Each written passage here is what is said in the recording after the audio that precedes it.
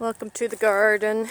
I just wanted to show you what some of the things look like, the veggies in my garden that are going to seed and what they should look like in the beginning of June. So these are all those radishes that I got. I pulled out a great deal of them, but this is what I have left over that I'm allowing to go to seed.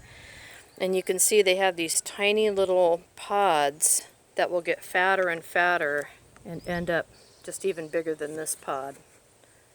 Pull that off and show it to you. And inside this will be seeds.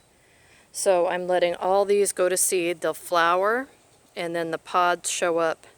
Let's see, this one's probably better down the stem and get bigger and bigger. So I've got red radish here and daikon radish, which I'm letting go to seed. Here are my beets. They're not quite ready to go to seed yet. This is spinach, and it's going to seed at the end. The tips flower, and they get this these green little nubbles on them. It looks like marijuana, doesn't it? But it's going to go to seed, and that's what we save to grow spinach next year. We talked earlier about onion scapes. So this is an onion, the scape, the hard part of it that's growing up. This outer area thing will fall off, and then this will get to be a big white or purple flower, and we'll gather little black seeds that look like little peppercorns from them. And then here are carrots. They're going to get a big white flower on them. Some of you may be thinking, God, that looks like a weed that grows near me called Queen Anne's lace. And carrot and Queen Anne's lace are related to each other. Actually, Queen Anne's lace is wild carrot.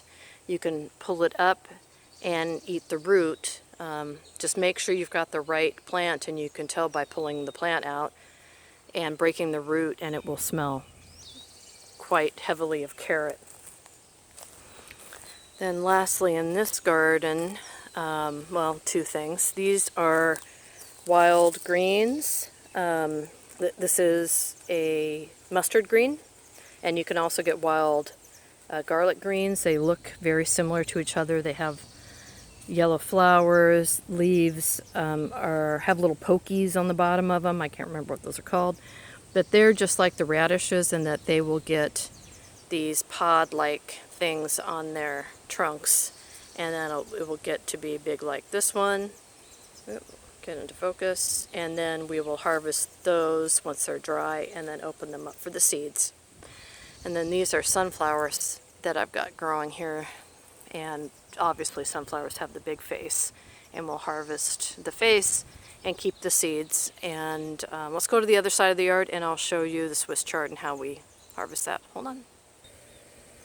Here's my big batch of Swiss chard, and it is going crazy with seed. I'll get thousands of seeds out of this again. I've shown this to you guys a few times now.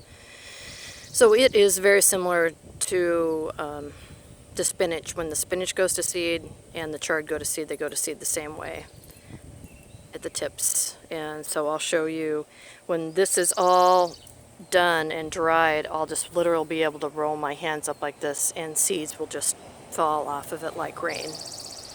So that's what we've got so far. Just wanted to show you what things look like and what not to pull out of the garden. Let it grow so you can harvest seeds. And then here's Miss Lady Sarah trying to capture gophers or voles or something. She's doing a good job. Say bye, Sarah. Bye.